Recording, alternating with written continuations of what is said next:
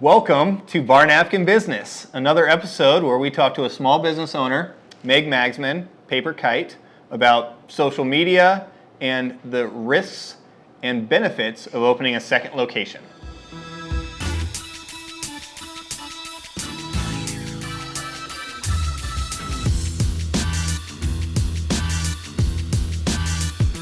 Today on the interview with Meg Magsman, we talk about opening her second location, where she goes to find the products that fill her store, and whether tracking social media leads to sales and actual dollars.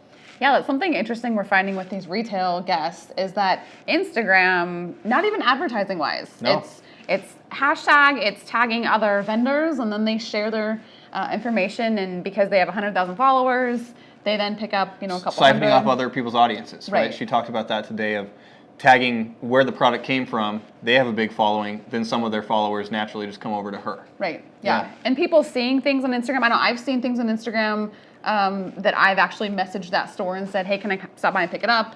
A lot of times it's gone already. So she talked about the things that are really scary. Right. And a lot of people posterize and want status. Meg's just real. And so that was fun conversation we had with her today. Right. I mean, realizing that as a business owner at any point in the game, you're always doing something new. You may be doing things that you've done before, but something's new every day, and you don't know what you're doing sometimes, and just being real about it. Today, joining us on Bar Napkin Business is Meg Magsman, the owner of Paper Kite, a lifestyle boutique that opened in 2013. Thanks a lot for joining us today, Meg. Yeah, thanks for having me.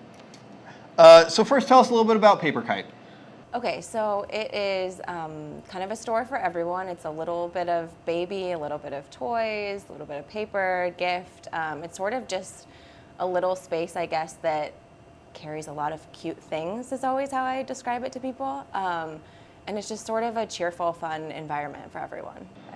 Is it something that you have wanted to open for a long time, or how did you take the leap into going into retail? Yeah, so I, in college from college, worked in small boutiques around Lincoln, and then I moved to San Francisco, and I managed and did buying for women's small boutiques there, and sort of always the whole time knew that I had ideas and I wanted to do it for myself, but didn't quite know how to go about doing it. And so, yeah, I felt like the whole time I just needed to have something kind of push me over the edge. And so I feel like it just all of a sudden was like, this is it, I have to do it if I'm going to do it. So yeah, it's kind of been a lifelong dream, I guess. Yeah, definitely.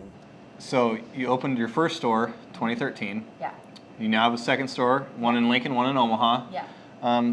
Tell us about why you made that decision to open the second store, how you chose your location, what went into that decision? Yeah, so in Lincoln, my store it's pretty small. It's 500 square feet. It's a little crammed. On busy days, it always sort of feels like I have to say, sorry, just wait your turn to walk around the store. And so I just always sort of felt like there were, the longer I'd been open, more people were driving from other places. I mean, I was hearing a lot of, I came from Omaha, or I came from Grand Island, or, wherever. And so it just sort of stuck in my mind, there's people coming from all over. And with social media and Instagram, I mean, it just feels like the reach is getting further and further. And it felt like I wasn't going to be able to expand much in the current space I'm in, but I love it because of its character and personality, so I don't want to let that go. And so I sort of just thought, oh, maybe I should expand to a city that's, reasonably far away. I have a lot of friends who commute there anyway, and I have another business owner / good friend who has a business next to me in Lincoln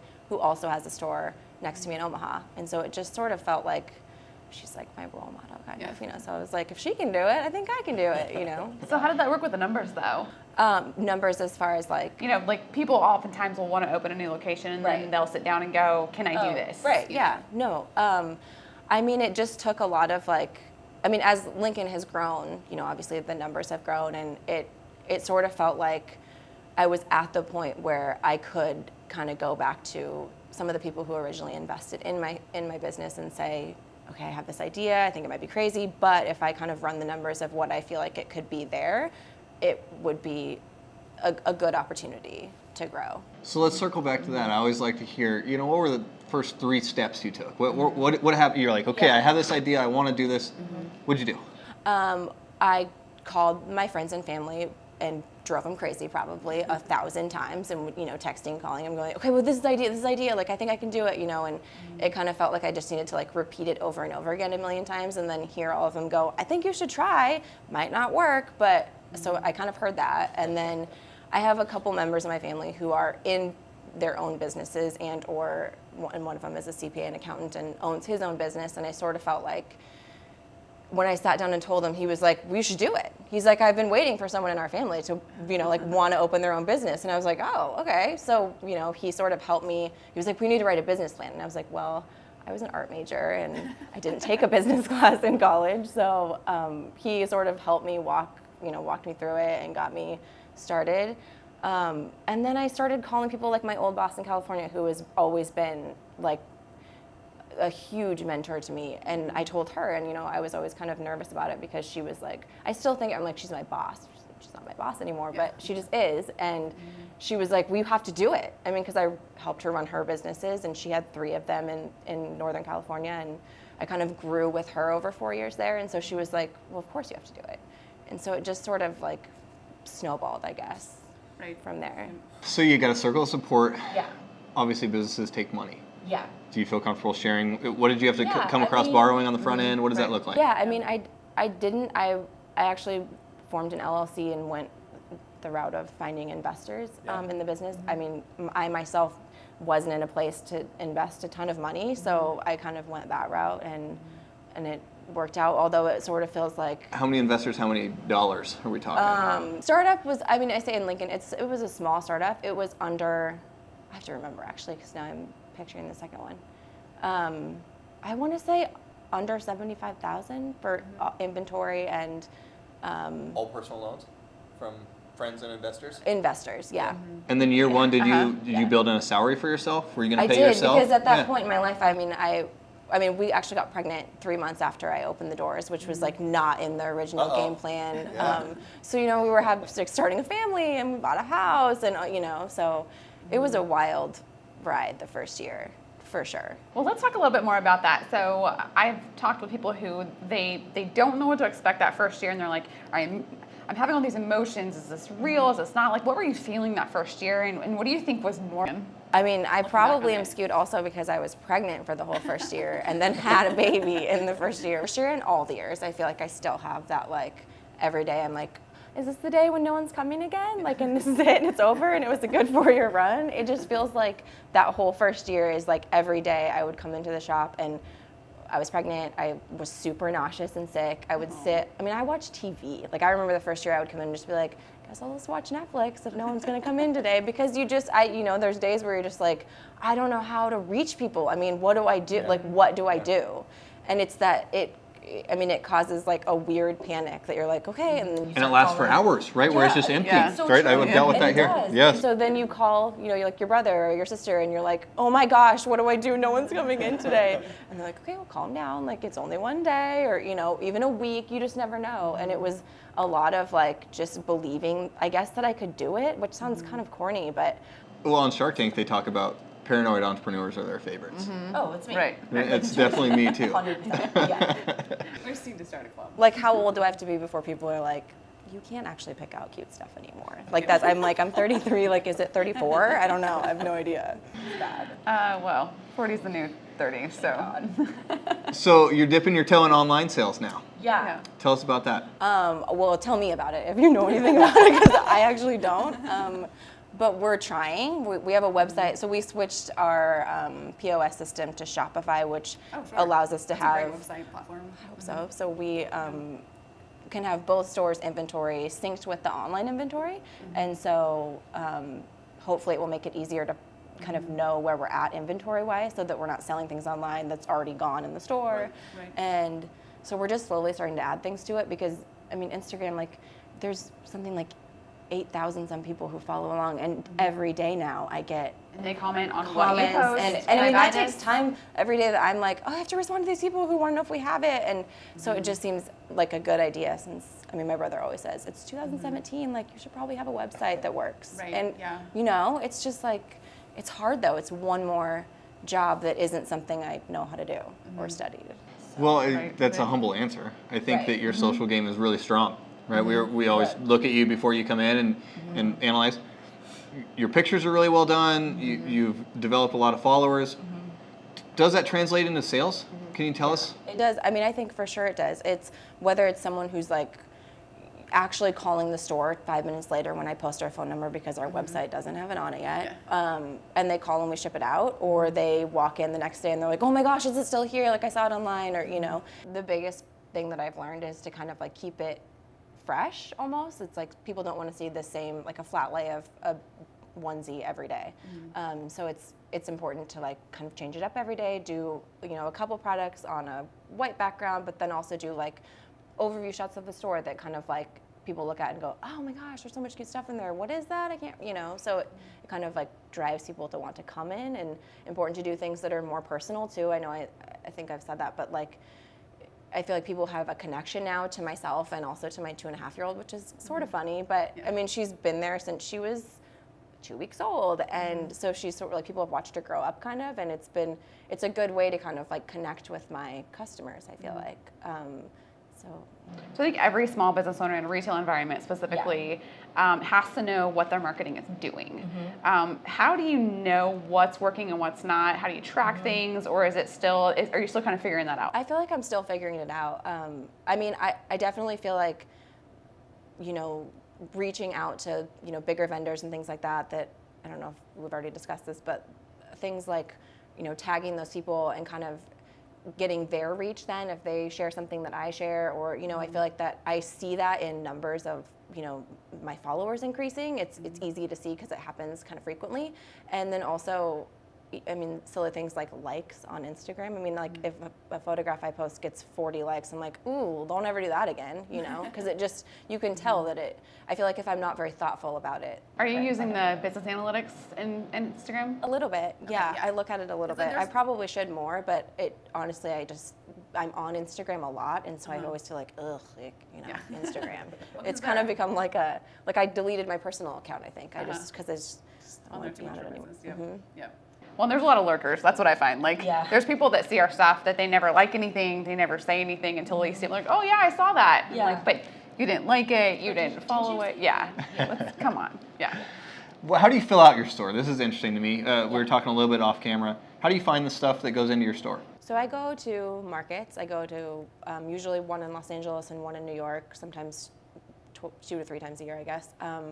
And it's just a giant, in Los Angeles it's different, it's littler showrooms. In New York it's a big convention center and people rent booths. And so there's just vendors from all over the world who pay to rent a space, and then you just wander around until you're exhausted and need to leave and I can't see straight. And I go and I look for things that are new that I haven't seen before, but then also I have relationships with vendors who I always carry their things, and you get to go see what they've been working on that's new and exciting. So that's what I do. And how often are you ordering? Is it weekly? Is it twice a month? See, that's something I'm still working on, because I'm ordering constantly now, because I feel like I'm not to the point where I have I guess enough dollars to have a ton of back stock all the time.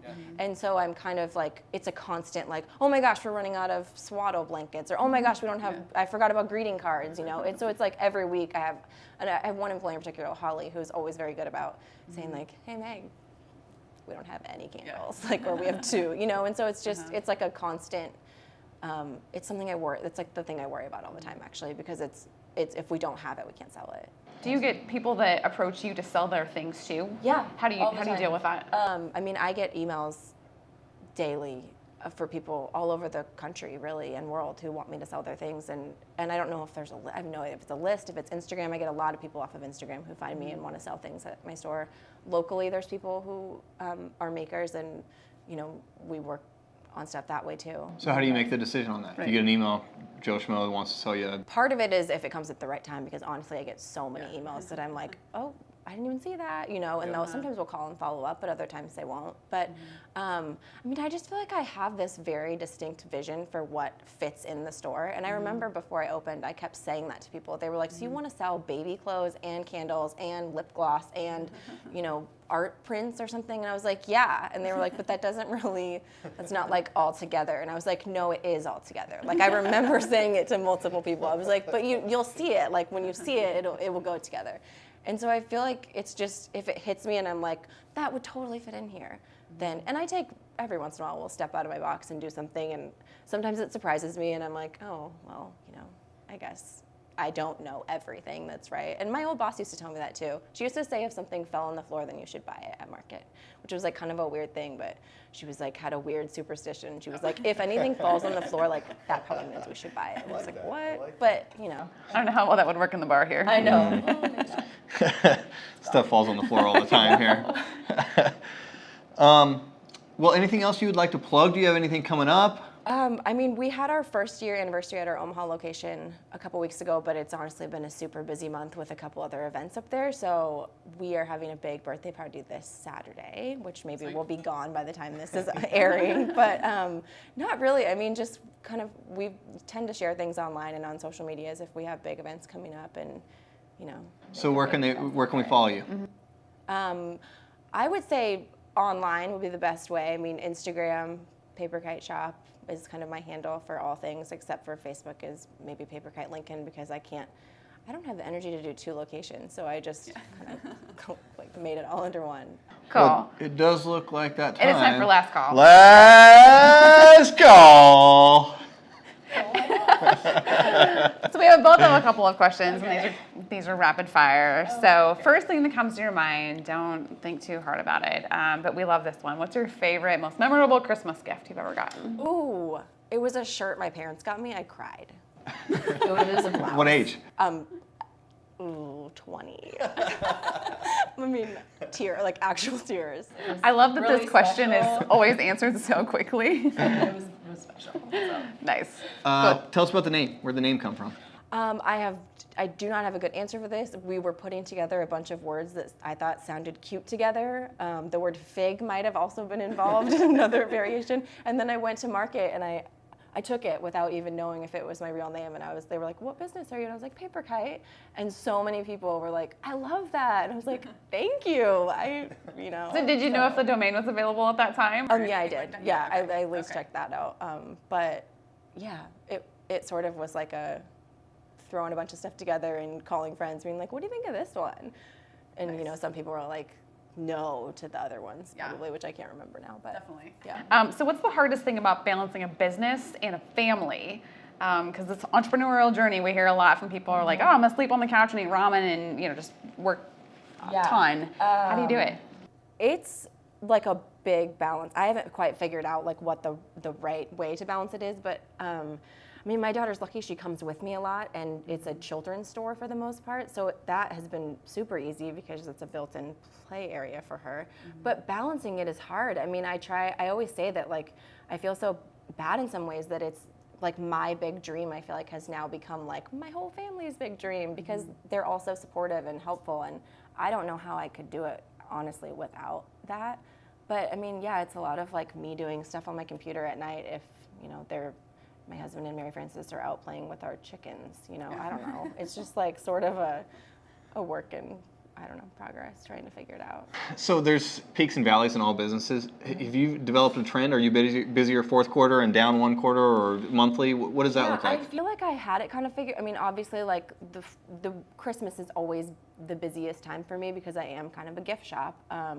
But it surprises me every year now, and especially with the second location, that I'm like, oh, 1 month is really like this month is really busy in Lincoln and not as busy in Omaha, but April was super busy in Omaha and not as busy, so it's kind of, I'm still trying to figure out if there is a trend or if it's just like, and I've talked to a couple other friends who have retail stores, and they sort of say the same thing, that it's just kind of like, Ebbs and flows. yeah, I mean, it's just kind of always changing, so. Right. Cool. What is the biggest risk you've taken in your business so far to date? Opening a second one, for sure. I mean, because I feel like, which feels risky because it's like, what were you thinking? Like, this is crazy. What if it doesn't work? It could all be ruined, kind of. But I feel like, my husband always says this. He's like, oh, well, we were like, we're going to have a new business and we're going to have a baby in the same year and we're going to get married and buy a house and then we're not going to do anything. And then that year we're like, we're going to open another business. And it's like, oh my God. But it just feels like it's exciting. I don't know. But yeah, that's definitely has to be it. I'm sure. hope you enjoyed that interview with Meg. We really enjoyed talking with her, and I think there's a lot of things that young business owners can take from that. Specifically, I loved how she talked about her first year. I know a lot of people ask me, what was it like getting started? And are those feelings normal? Like, what did you feel like your first year, Matt? Well, we made some well, first year, it started really great because it was a busy time of year. And then December, January hit, and we were like, did we break it? Like they just fell off, and we didn't know what happened. And so now we have historical data, and we just know our ebbs and flows. But we definitely had some scares the first year. So if you're an entrepreneur and it's your first year, or if you're thinking about it, I think there's some good comments in that interview from Meg that'll give you a little bit of confidence going forward. Stick with it. Exactly. You can find us on Facebook and Instagram, as well as barnupkinbusiness.co. We're giving away some prizes each week, so go ahead and get signed up for the email list or follow us on those social media platforms there. And if you have guest ideas, we're looking specifically for guests in... I want to talk to an MLM person, multi-level marketing. Okay. And be ready to battle. I hope you believe in it, because I want to battle a little bit the other side of it. Yeah, definitely. MLM, if it's your small business, if that's what happens to be your moneymaker, we do want to talk about that. So shoot us a note, show@barnupkinbusiness.co, and we will see you on the next episode.